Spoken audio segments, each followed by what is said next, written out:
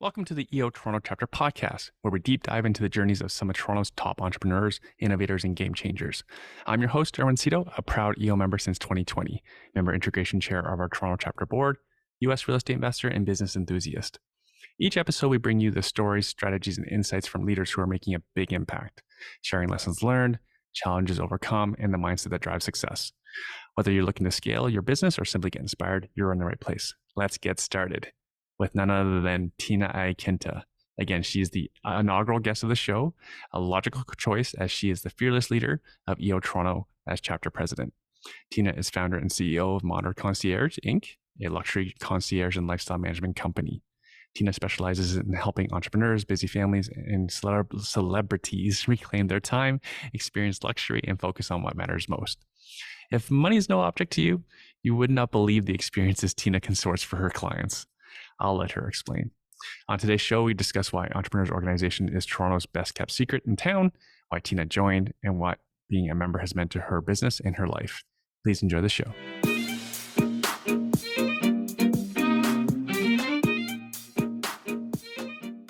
Hi, Tina. What's keeping you busy these days? Everything.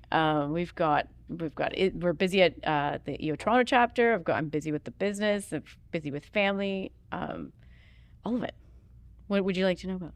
You mentioned you're busy with business. Is the economy improving? Because you're a very high-end service provider. Yeah. So in our market, in the luxury market, we're not seeing as much of a change in the spending habits. So we've been lucky in that way. Like most of our clients are still traveling. They're still, renovating their homes. They're buying the luxury goods. So from that perspective, we haven't seen much of a change on our side. Even with prices all inflated. Yep. When people want something and they have the means for it. Okay. Yeah. Tell people what you do for a living. So my company is Modern Concierge, and we are a high-end concierge service, white glove. Right. We help our clients. Okay, that's all like marketing cliche stuff. Like you really do work with this, like the top 0.0000 like 1%. You know what? You would actually sometimes not know exactly you would never know. First of all, we'll never tell who our clients are. Right. But you would think it's the top end. But there's people who are, up there, but they really just need to enjoy life, and they're just too busy. It's busy people. Most of them are busy executives, entrepreneurs. They run multiple businesses. They travel a lot for whether it's business or pleasure, and they just don't have time or the need or the want to do these things. It's just it takes up so much time, and there's so much decision fatigue these days. Like most of our clients have to make thousands of decisions in one day, especially the ones that are running multiple businesses or investing in multiple businesses. So for them, something like this makes total sense because they can hand it off to someone to say, hey, can you just make sure my life is taken care of? And then so there's been days where we've had like people who, like our clients, will do like interior design. So we'll help them through the project, and then the day of the reveal, they leave the house. We're in there. We're there to supervise. The interior designers and all the people will be doing their thing. Client will not be home. They'll come home, let's say for maybe 20 minutes to make a couple of pics of something. They leave and they come back. Their home is like brand new now, but they just don't want to be there. They don't want to be bothered. They don't want to deal with the mess.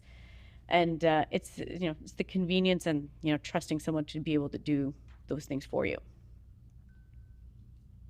And of course, there's a luxury side of it too. There's other things, but this is more from like the peace of mind aspect of it, right? Like people just value their time, so they want to do the things that matter to them rather than, staying home and supervising a bunch of people. Right. So you manage their lives outside their business. Yes. Is that pretty much? Yeah. Okay. Yeah. Okay. We do get sometimes mixed up in the business stuff, like if they're doing an event. Yeah, a corporate event, I imagine they'd want you guys help as well. Yeah. So like, I mean, we've had people ask us to do their weddings, our clients who are members.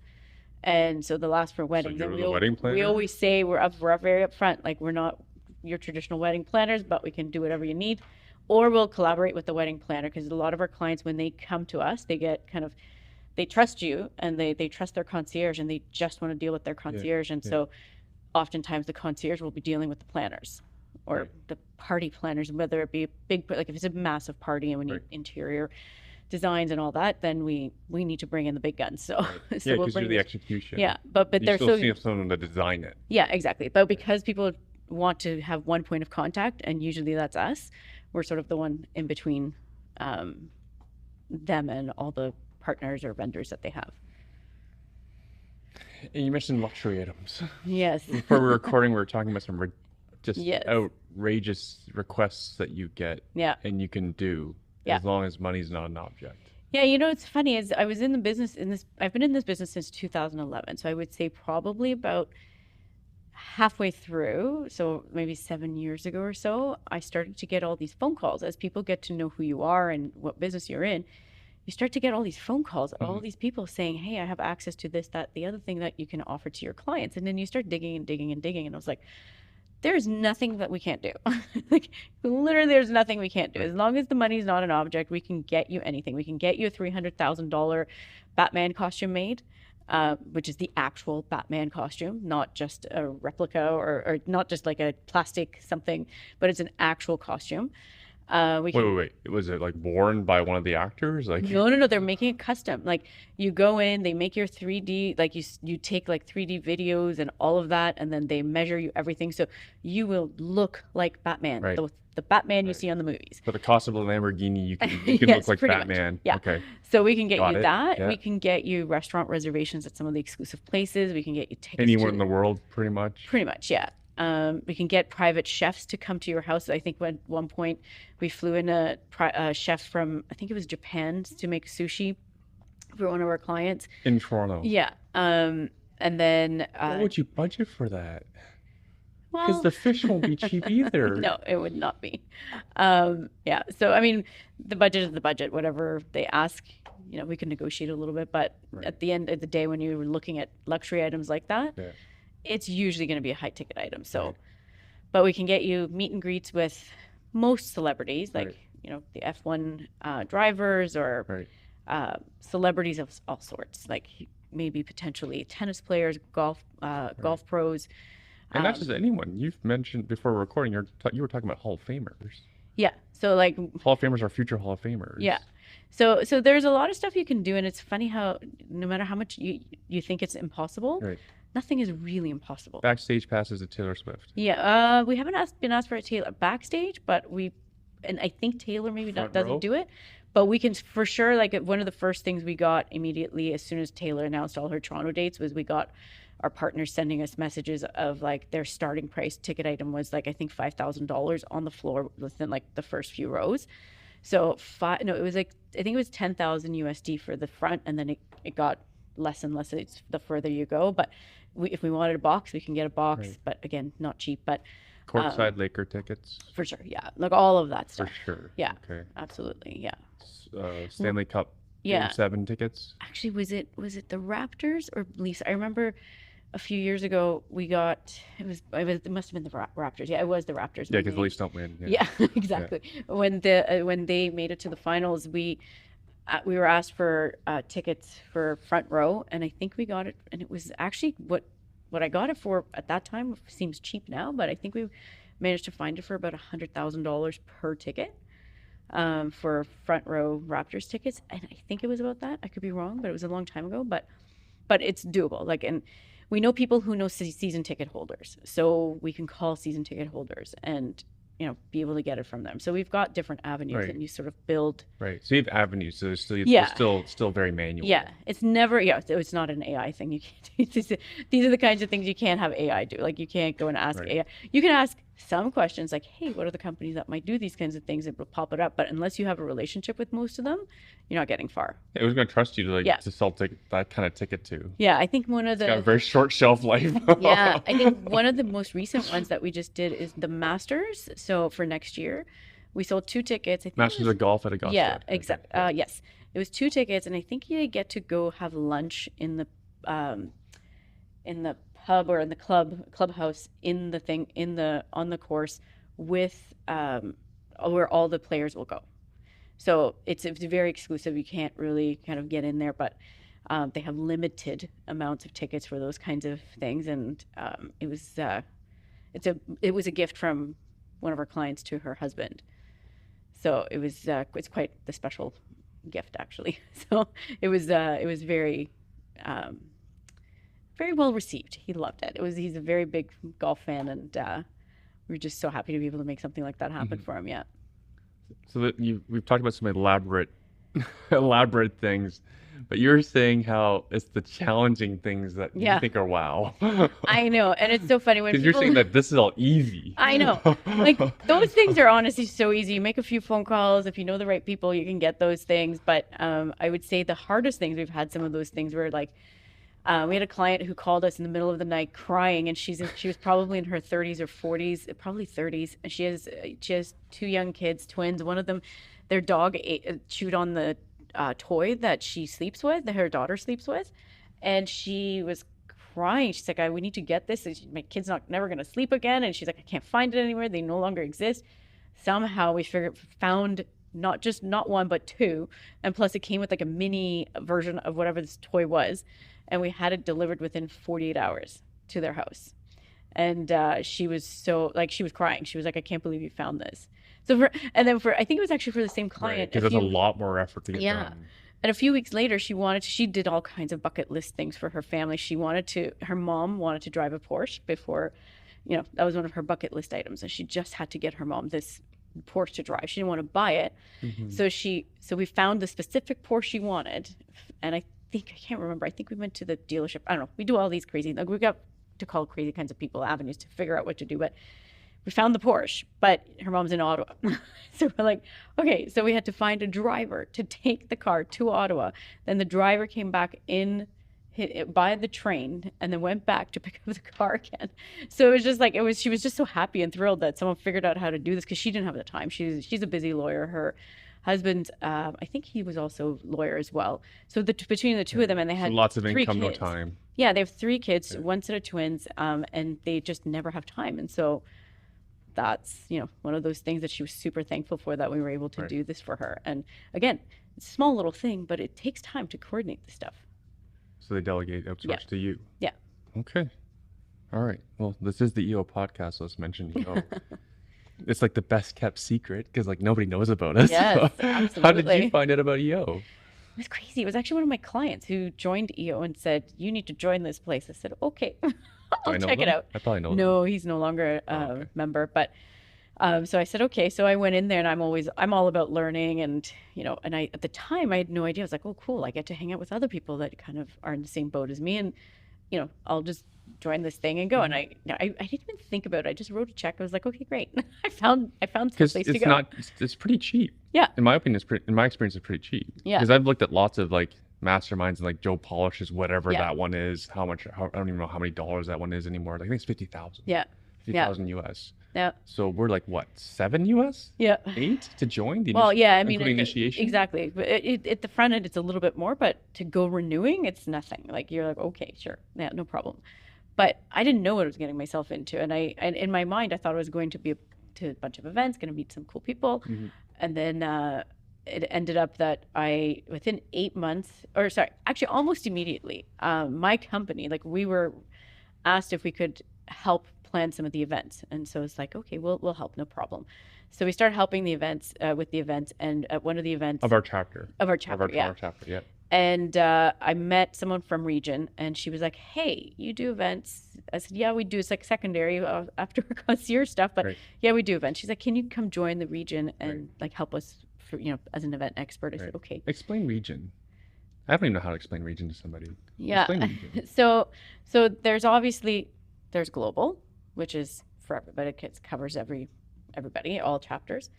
And there's regions. So Canada is, I think, the only country that is its own region. So U.S. is divided into 3. So we've got Central, East, and West. Isn't that funny? Yeah. Asia has like, I don't know how much population as a region. I know. And we have our own, we have a whole country. And which is actually like, I mean, it's great, but it sucks too at the same time because we have to go so far. Yeah. Like if you look at the U.S. Regions, it's smaller, so it's not, you don't have to go so far. It's nice, it's one currency. One passport. Exactly. So it's kind of nice. Like it is actually, we're also, from a regional perspective, we're actually quite proud of the fact that we have like all of our people in one. So there's global, and then there's region, and then region has what they call a regional council, which is technically, I don't know if I'm saying this right, but it's not really a board, where it's actually a committee of global. So we have to basically, at a regional level, the region has to kind of follow the mandate of the board, of global. But at the chapter level, so we have like 14 chapters in Canada, and we all fall under the Canadian region. So, and then the region has some initiatives, like the region hosts things like presidents meetings to get people ready for presidency. They'll do things like leadership summits. They'll try and figure out ways to get chapters to collaborate. So they have different mandates than chapters do, but at chapter level, we are an actual board. Like we're governed differently. We have our own rules. I have some tough questions for you. You are the president, so Great. There's an easy one first. Okay. Courtesy ChatGPT, so it's not my fault. I can't How wait. has being a member of EO shaped your entrepreneurial journey? My entrepreneurial journey.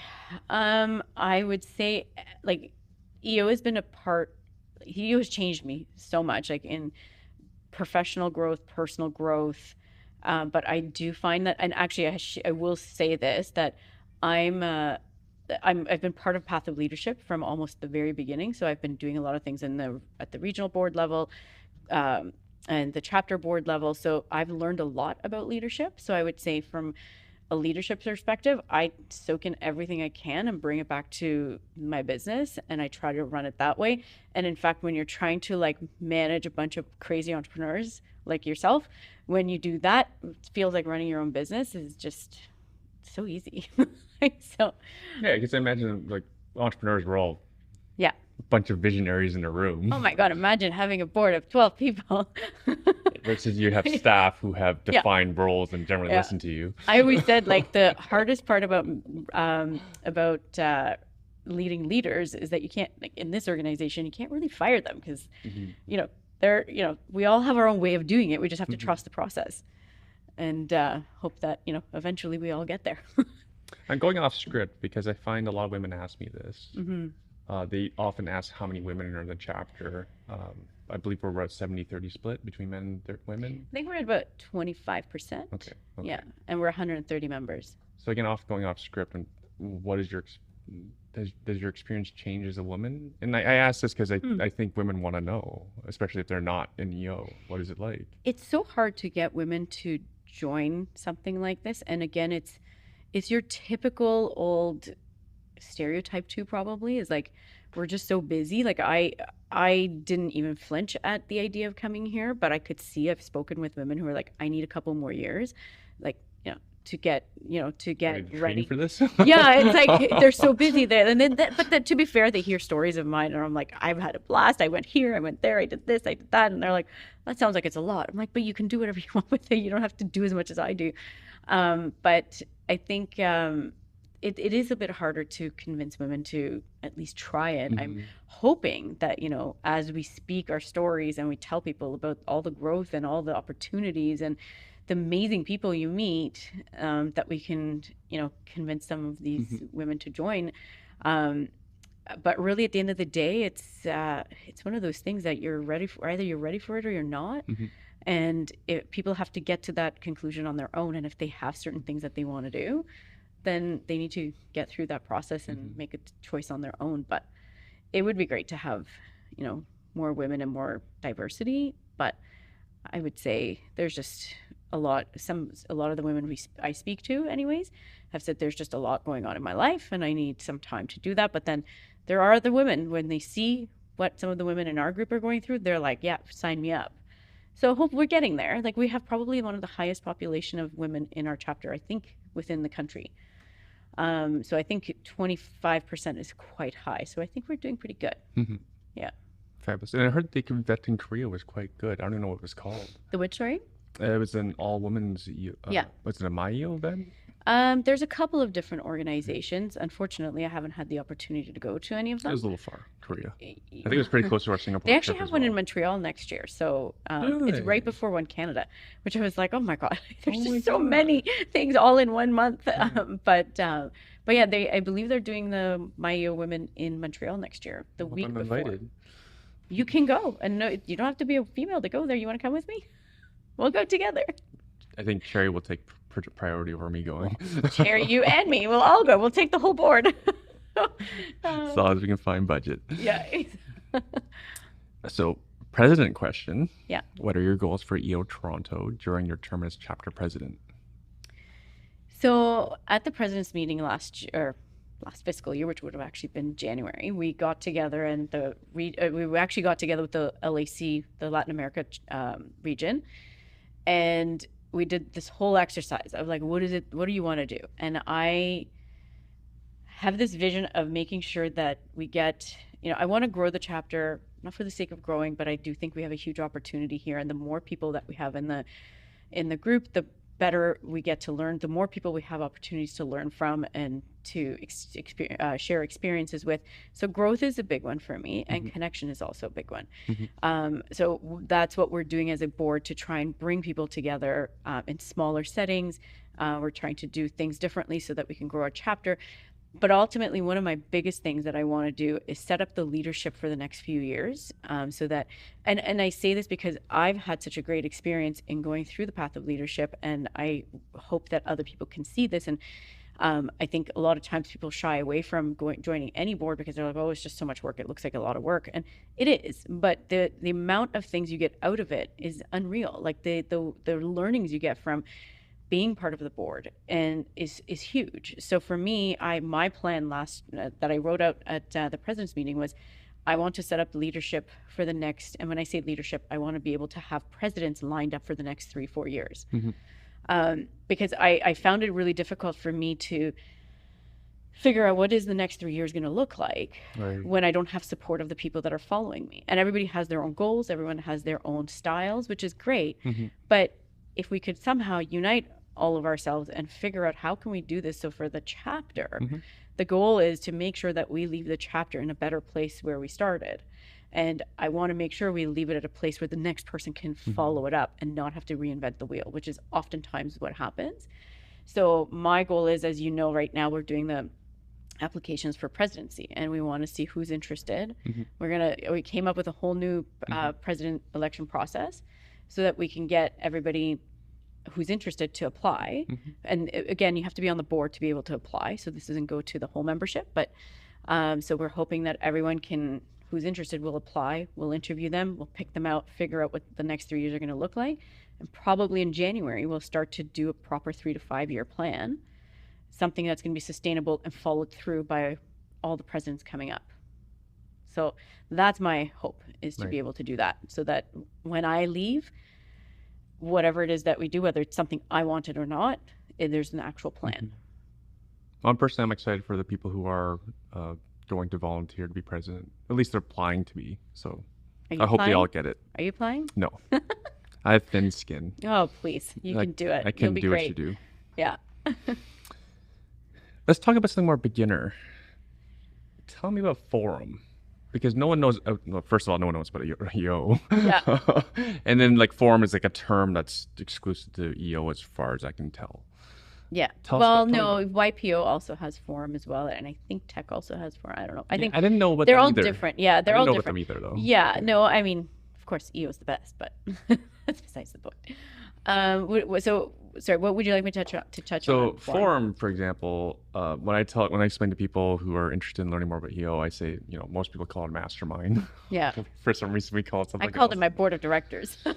Yeah. my life and business board of directors. We'll get into that, and I forget where I was going, so I'll just let you go run with that. Your life.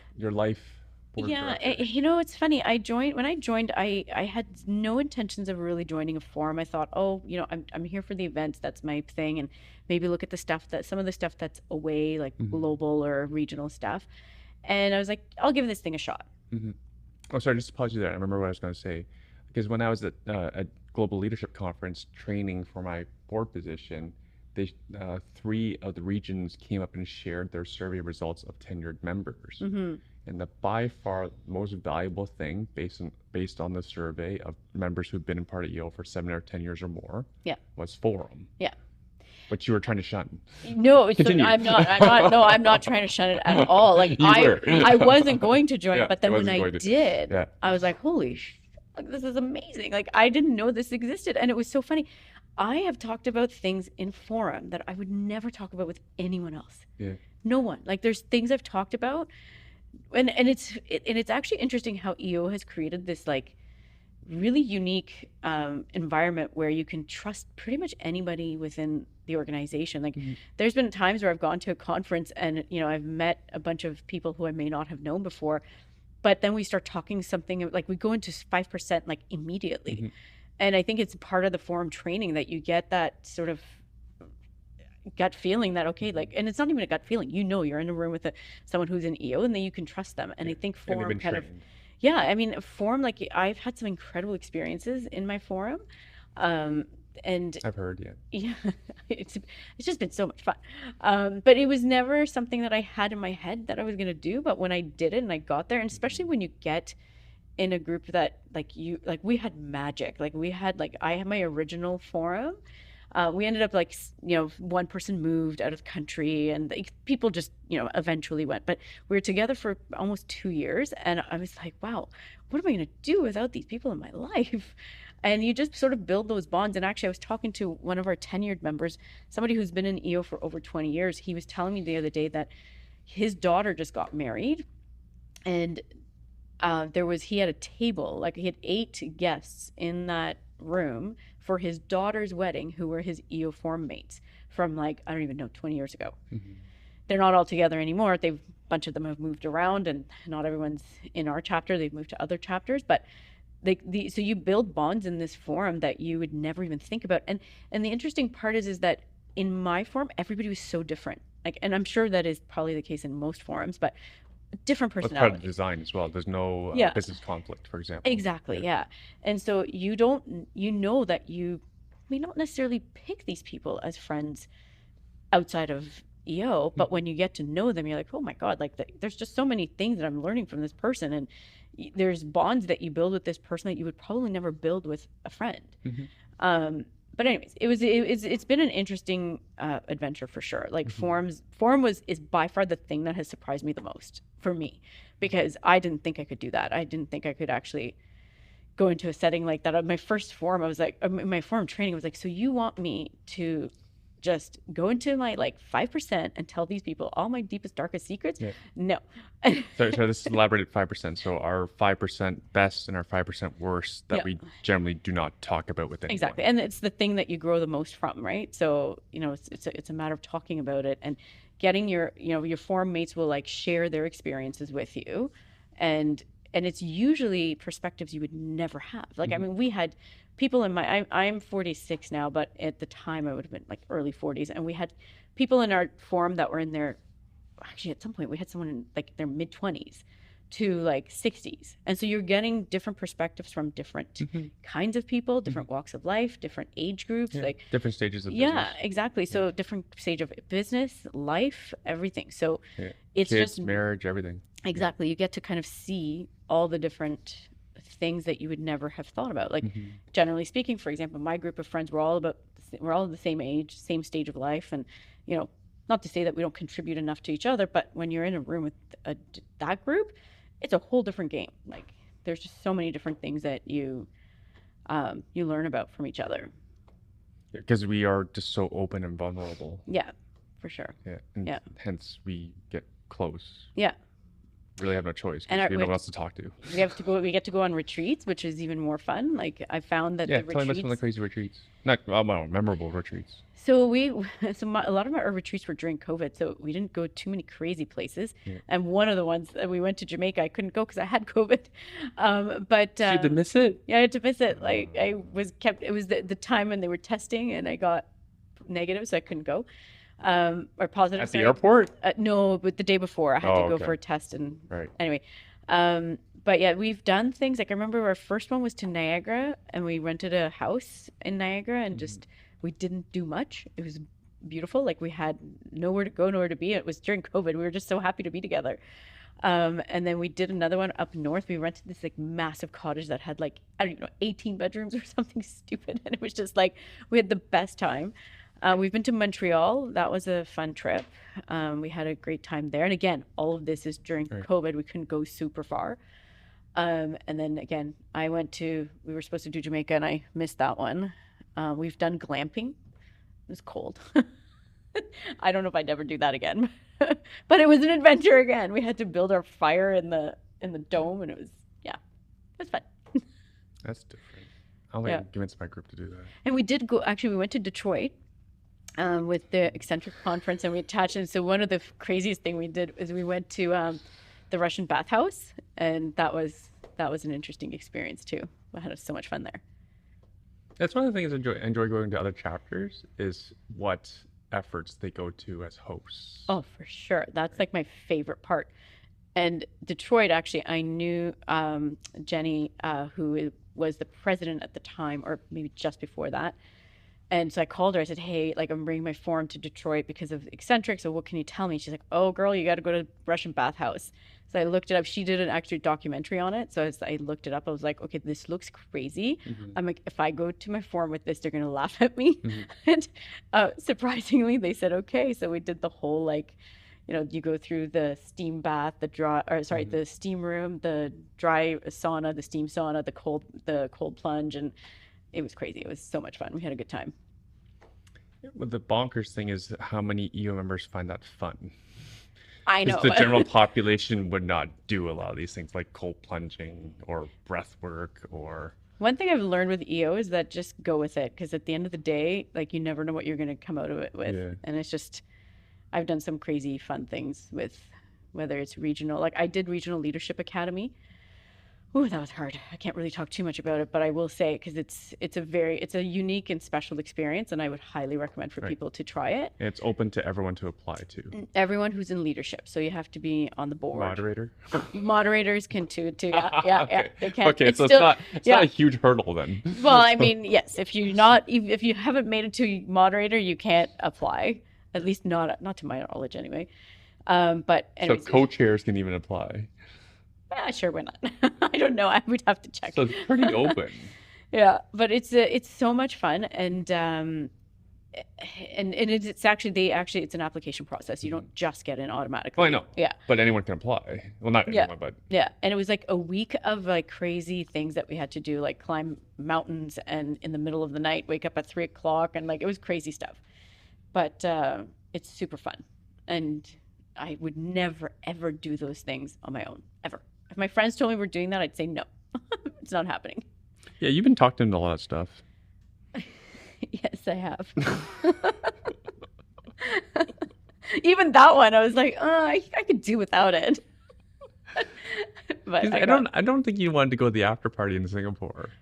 Oh no, I almost canceled that one. I think I told you to buy it, and then you're like, oh, I got the ticket. I'm like, okay, fine. We'll go. But then we closed down the party. Yeah, from not wanting to go to closing down the party at 3 a.m. in Singapore. Well, when you're having fun. That was crazy. There's Cristal. No, sorry. What? We're drinking Clico. Yeah. It was open bar Clico all night. I know. Yeah. That was crazy. Yeah, and I sat next to their incoming president for the president's training. So is he so nice? He's super nice, and I was like, oh my God, I want the energy you guys have. But they're hosts. I know. You gotta bring it. I know. I hope that one day we can be hosts. I've heard about the GLC that was done in Toronto, and I don't think they'll ever come back here. There was an ice storm in April when they came here, so I don't think they're going to come back. That's pretty hilarious. Yeah. ChatGPT question. It's actually a good question because it kind of came up earlier. Lifestyle management is all about balance. What are some of the key habits or routines you recommend for maintaining that balance, especially for busy entrepreneurs? Because it's because that's part of your business. Yeah. And that seemed to be part of an objection why some people wouldn't join is because they're too busy. Actually, it's probably the number one objection I think we get for not joining is I'm too busy. Yeah. Go. So are you? Tell me the first part of the question again. Tell me the first part again.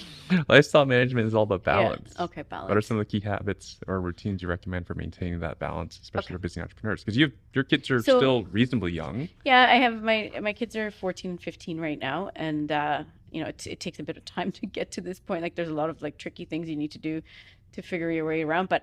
One of my things, which not everyone can do, but I think a lot of EOers do, is wake up early. I find myself to be the most productive in the morning. So waking up early is a big one for me. I used to be 5:00 all the time, and now sometimes I'm even 4:30.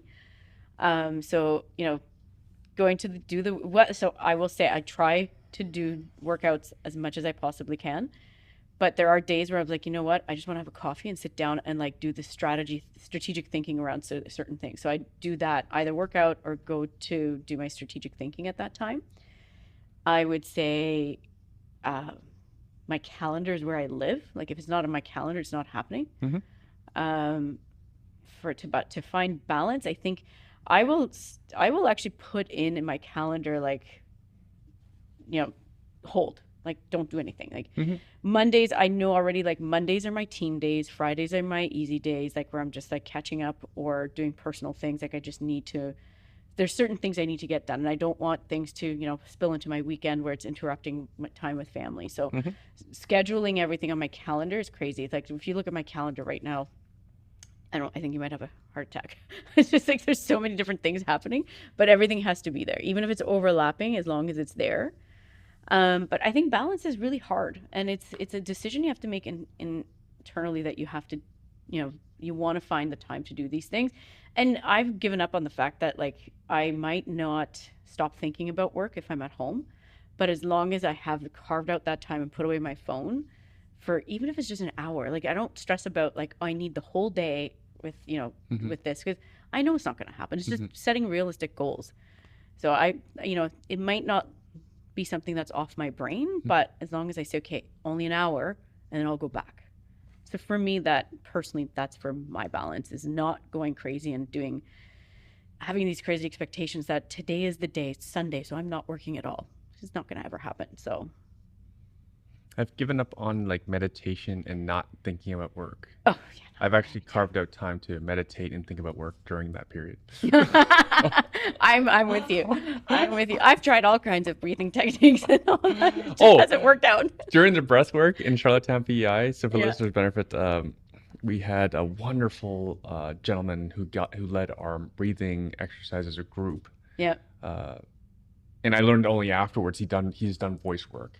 Yeah, okay. Voiceover work, and because he was incredible on the microphone, like teaching us how to breathe and to follow him in breathing, and I thought all I thought about was work, but it was highly productive thought about work. Right? I know. I'm like, so I've given up on trying to be blank and present. I've tried that so many times, and I'm sure it works for some people. It just doesn't work for me yet. Yeah. And maybe they keep saying you're not ready for it. I'm like, okay, fine, I'm not ready yet. Yeah. I'm sure I'll get there one day, but I'll do bike rides to think about work, just to not focus on anything else. I know. I have a lot now that, like, with ChatGPT, it's so much easier. Like I will be in the car. So someone asked me one day. I showed the past President's Council the plans I did for the president election process, and they were like, "Wow, how did you do this so quickly?" And like, this is a lot of details. I was like, I did it in the car. I spoke with ChatGPT and I said, these are the things I want to do. And I swear it was a half an hour, and it like gave me everything I needed. And then, well, of course I have to like refine as we get back, maybe spend a couple hours longer on, go back and forth, think about things, come back. But it's so much easier now. I'm like, I get so much more done. Oh, I was having a conversation with ChatGPT about Global Speakers Academy. Oh yeah? Yeah. So ChatGPT knows what Global Speakers Academy is. Oh, ChatGPT knows everything. And then but that's not the only, like, whatever. But I said, I also want you to include Building a Story Brand by Ronald Miller. Yeah. Now, help me craft my signature talk. Oh my gosh. Combining these two things. Oh, and it was wonderful. What was coming out of ChatGPT while I was driving. I know. Like, our proposals, like, so much easier to just, and the thing is, it's all our ideas. Yeah. We're just feeding it to someone to craft it to. You know how much time we're saving now? Yeah, just like these questions for this podcast. These are my ideas. You did that in like 3 minutes before we started, so you did good. Pretty much. Let's talk about upcoming events. Can we talk about Matthew Pollard event? Yeah, of course. What is the Matthew Pollard event? So October 9th, we have the big event with Matthew, and I've seen Matthew speak, and he's been fantastic. He talks about his story from, I don't even want to give it away, but like he talks about how back in the day he had to go find a job, and he found this job, and I'll let him tell you guys what it is, but it was something he was super uncomfortable with. It's not the type of personality he has. He didn't want to do this. He didn't think he could do it. And just let him talk about the things he did to get over that and how he grew his sales business, and now he's known as the rapid guy. The rapid growth guy. And so for him to be the type of person that he is internally into doing the thing that he does now, then like you can tell, like at the end of the day, he's going to be exhausted because this is not going to be like it's not really his thing, but he does it. And the way he does it is so awesome to watch. Right. Yeah. And it's a 2-session event. Yeah. What's the second session? Storytelling. So he's going to help us. It's a workshop format? Yeah. So we're going to have members there. We're going to have prospects in there. We're going to all get together and work together and go through the storytelling and the rapid growth. And he's just such a good guy. Like, and he knows EO and EOers so well. So this whole thing, he does this all the time for different groups. So it's gonna be fun. I've seen him speak. I specifically went down in the States to one of the chapters. I was invited to go see how they do these types of events, and I watched him speak, and I was like, okay, great, we got to bring this back to Toronto. So. And there's a lunch in between. Yeah, we're gonna hear some from hopefully 1 or 2 members about their EO journeys. During the lunch? During lunch, yeah. At least one. Depends on how much time we've got, but. Can you name who it is yet? No. Do you know who it is yet? No. Oh. It's not a secret. It's not a secret. I just don't know. I don't know. We're going to have to ask Vanessa and Shy about that one, I think. I know who you should get. You know who I think you should get. We can talk about it after. Yeah. There's so many, though. Yeah. Like, so many people have had so many breakthroughs within our chapter, or within EO, but in our chapter, that it would be so much fun. You know, I've never been in a room before with so many people with, like, 8-figure exits. Yeah. Of their businesses. Like that, it's crazy. It's crazy, the success in the room and the level of kindness and sharing in the room. Oh yeah, for sure. Right. It's not a competition. It's never a competition. It's all about sharing. And so my theme for the year originally when I first started was pay it forward. And for me, it was like, people will ask me like, why is it that you wanted to do this? Because this is a lot of work. It's not like sit back and watch everything happen. Like, there's a lot of time and effort that goes into this role. And my thing always was, why wouldn't I? Why wouldn't I do this? Because the more I do, the more I get. Like, I don't feel like I'm giving as much because I feel like I'm getting so much. And so it was always about pay it forward. And I feel like that's something that most of our members do. Like, it's just somehow, I don't even know how, but EO has like put that out there, and everyone's just like, grasp it and just goes with it. So whenever you're in a room, like you can drop anything you want. Like, even like I've had stories where one form mate might be in so much trouble, whether it's like something to do with their business or their personal life, and they call their form mates, and everyone drops everything and just shows up to. I remember one guy was going to do a proposal for somebody for a different prospect of theirs, but they had to fly out and do this presentation. Their entire forum left and like dropped everything, met him at the airport so they can go through this proposal that he was doing, so that they can help him figure out how he was going to do this. This is before Zoom existed, but this is before COVID. This is before COVID. Yes, this is before Zoom for sure, because we've done emergency meetings just over Zoom. I know, we have too, but this one was airport material apparently. So at least it's central and highway accessible. Yeah, not in Toronto. All of us are. It was definitely not in Toronto. But this is pre-pandemic before traffic got stupid. Yeah. And then there's a cocktail party after, is it? Yep. We can't do an event at EO without a cocktail party.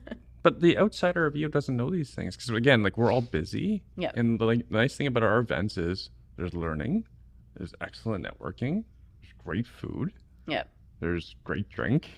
Yeah. And after the cocktails, I'm sure a bunch of people will go for dinner. Probably, like, especially now, like, we have so much engagement within the chapter that, I was talking to, I think, Vanessa the other day, and she was going out with one of the other members, and I was like, there's just people like, as long as we can create those as a board, if we can create those opportunities for people to meet and get to know each other and bond, there's so much magic that happens outside of that. It's just, we're here as a board to create those opportunities for them. So once we do, it's just all kinds of things. Like, we've got a member coming in from Calgary, Bridge. Sorry, she lives in Calgary, but she's coming in. She's part of the Bridge chapter. She's coming in next week, and so we're hosting a dinner for her because she's looking to meet certain people from a different her industry, And so we're trying to put together a dinner, and it's just one of those random things that you can call anybody wherever you are and just say, hey, I need some help with this, and can you do something for me? And most people will be like, sure, I'll come. You're never alone when you come to a city with an EO chapter. Yeah. I've been to many cities where I've called somebody within the chapter, and either you make a new friend, or I even did summer school during COVID, and I've met people there that I see now at like the global events like GLC or presidents meetings that we go to, that we do jointly with other regions. So it's an interesting environment, and it's just, if you can meet all the right people and do all the right things for yourself, it could be quite magical. If nothing else, I find myself always inspired. Yeah, right. For sure. When I was in Atlanta, we reached out, and they just happened to have an event while we were there. They invited us. We offered to pay. They said no. Yep. I maybe I shouldn't mention that because we got a free meal out of it. Wonderful event on a rooftop in the marketplace, so very exclusive. Yep. The restaurant operator is the owner. Sorry, is also a chapter member, previous president. So the talks were wonderful. And we got access to the speakeasy, the private speakeasy. Yeah. So again, very exclusive experiences that are not available to just anyone. Did you do the CN Tower Edge Walk? I was golfing. Oh, right. Okay. Yeah. So I mean, just doing that, like many people. I was going to, but I dropped out so another member could go, and then I got booked into a meeting. Anyways, I will do that. I promise. I will do. Maybe you and I should do it. The board should do it. That was my original idea. The board does it. We'll do Somehow it made it to the members, not us. I know. Somehow it got there, and I even left so that other members could do it. But wait, it was oversubscribed? Yes. And I was like, well, it's not fair. I'll let someone else go. And then I was like, okay, put me on the wait list. And there was room on the wait list, but by then I got booked into a client meeting, so I had to go. But I did make it out for dinner. But, meeting. Before board meeting. Yeah. Sure. But it's crazy. Like people said they overcame their fears. It's something they wouldn't have done. Yeah, one of the best said it was a bucket list. Yeah. And this is just what we're hoping to do, is create opportunities for people to do this. I think in Toronto a few years ago, someone did skydiving, which they got 3 people. So it's not going to be a big one. But, the point is that there's always somebody who's wanting to do something that you're going to plan. So it's just a matter of finding the events that you want to do, or the things you want to do with the people. So it's always fun. What are you excited about this year? This year, okay, so we have so many great events, right. And so the UGGs founders. That's the next big one that we've got. Brian Smith, founder of UGGs, and he has been in Toronto, but we have our membership is I think almost 50% new in the last 0 to 4 years, so we know they haven't seen him. So we're bringing him in, similar to Matthew Pollard. Matthew Pollard and him are actually friends. They do these EO things all the time. Actually, Brian does a whole tour of it with, I think it's the US West. But anyways, he's coming in, and we're going to do the same thing. It's going to be members, prospects. I don't know if we've quite figured out what his topic is going to be yet, but he talked about his entrepreneurial journey and how he overcoming challenges were appreciated. Yeah, I think just his story is just going to be you'll hear it, and if you don't already know it, but just his story, there's so much learning from all the things he did. He left and then came back, and what he had to do to get there and bring it back up. So all those things. And that's a massive business, isn't it? Yeah, for sure. I'm hoping that we can attract a lot of prospects for that kind of thing. And that's nice thing about being Toronto, is because we are Toronto. Yeah. The epicenter of Canada. Yeah. I'm joking, Center folks. of universe. Center of the universe, yes. Stop saying that, because people are actually not going to look at us all funny. But we have... It's nice that people just fly to Pearson. They don't have to fly anywhere else once they're in Pearson. For sure, yeah. Right. Versus you go anywhere else, you're flying. You're making another connection. It could be 4 hours. Yeah. No, I think that's going to be a great event. And then Vanessa's doing some really cool small events. We've already had 4 events. And between September and August, we already had, I think, 4 events that we're categorizing as engagement events, and they're all small, and there's some of them are 8 people only, but it's enough of an opportunity. We had a barbecue at in the members' backyard where they had the in a very nice house, very nice neighborhood. Yeah, they played the band played, and all of our like people. We had a barbecue. We had some of our SAPs there. It was so much fun. Mm-hmm. Like we had a good time. And that's the other thing about EO is that we don't have to hide what we have from each other. No. Right. A lot of us have stuff that Yeah. that generally people hide from the public or from their people they grew up with.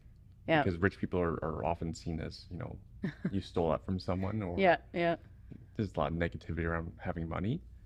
But with EO, we don't have to hide that. Yeah. That we've done all right. Yeah. It's a unique little community that not many people know about. Once they join, they don't really want to leave. And I mean, we had a pretty high retention rate last year, and people just don't want to leave because there's so much great stuff here. Because one of the reasons I joined was because it's lonely at the top. Because we're an organization of mostly founders. Yeah. And so when you're the founder, you're at the top. Yeah. And then when you're in like one of those industries where there's not much in terms of a conference, like there's not a personal concierge service conference for me to go to. Like I could go to all the luxury conferences, but luxury lifestyle conferences, but what it's are those not conversations the same. like though? Not like this. It's more about like material things and look at my bag. Yeah, like what's in now, you know, like on vacation. So we don't talk about the things that we talk about in EO. So it's kind of nice once I got there, and I will say the best experiences I've had started after I went to my first regional event, and then I realized, okay, there's so much more I can do within this organization. I start appreciating my chapter experiences more too. I think once you go outside of chapter and you can see like how much more you have access to, it really does change the way you think about the organization and the learning and all the opportunities there is within this thing. There's like something like 90 plus something products that EO has, which don't ask me what they are. Like it's just so many, but there's just so many things you can do. And not to name drop, but literally I have to name drop. Like the first big retreat I attended was JW Marriott. Yeah. Amazing. Yeah. I couldn't make the next one, which was Pillar in the Post in Niagara on the Lake. Yeah. So again, it's something that's a name drop worthy brand. Quebec City was absolutely phenomenal. Yeah. And we stayed at the Fairmont. Yeah, that was fun. I was the committee Fairmont, chair for that one. Yeah, that was the Fairmont Chateau Frontenac. Absolutely beautiful. Yeah. I'd never stayed in a Fairmont And then before. the Victoria one too, the Empress. Also Fairmont. Yeah. So incredible building. Yeah. Incredible experience. And even in Singapore, like the hotel we stayed at. That was absolutely that's insane. And at the price we paid, it was sick. Oh, I know. It was crazy. We paid $500 a night. Not even. I don't think it wasn't $500 a month or a night. We had double occupancy, so we paid a little bit more. But yeah. But I think it's crazy that I mean, just think of the story that I don't know which one of the outings you did, but I did the one where we went to one of the members' restaurants. Oh yeah, I did that. Did you do that? Yeah. Just imagine the stories that you're hearing and the learnings from an entrepreneur across the other side of the world. Like, it's insane. Like, and where else are you going to get that? Yeah. They have the absolutely same problems that we do. Yeah. And that family owned 30 restaurants in 3 different countries. Yeah. And they still have the same problems we do. Oh, and especially if you're a family business, can you imagine? Because it was hilarious because I literally had some people at my table who were in multi-generational businesses ask him questions and he didn't have answers. Yeah. Oh, I know. That was funny. That was really funny. I won't go into too much detail, but the point is that everyone has the same problems. Yeah. And it's crazy what would happen if you actually share experiences and what you learn from that. Yeah. It's for that, we're almost out of time. I'll ask you one more question after this, but it's like the book Shoe Dog about how imperfect that business was founded and ran. Yeah. I think it should be standard reading for all business schools. Okay. Is that running a business is far from perfect. Oh, I know. Well, I know, we all do. This is the story of Nike, right? Yeah. If you haven't read it, I highly recommend you do. So, all right, running out of time. You've been very generous with your time. Final words for the listener? Oh my gosh, so many things to say, but I would say if you're an entrepreneur and you haven't been to an EO event, it doesn't have to be in our chapter, you can be listening anywhere else. Check out the chapters, check out the people, check out the experiences. It's so lonely out there, and you really feel like you come into it and you feel like you're at home, and you know, and I don't mean that in a bad way. Like, I mean, like it's really, it feels great to see how much support you can get. And so that feeling of aloneness kind of goes away. So I feel like, and it's good for you personally, it's good for you professionally, from a leadership perspective. I would say that my biggest growth has probably been in my leadership skills and styles. Like I never thought about what kind of leader am I. Like I never really, it's not something I ever questioned. It was just like more like go, go, go, go, go. And then when you get to here, it's like all of a sudden they're asking you, so what's your leadership style? And especially if you go down the path of leadership.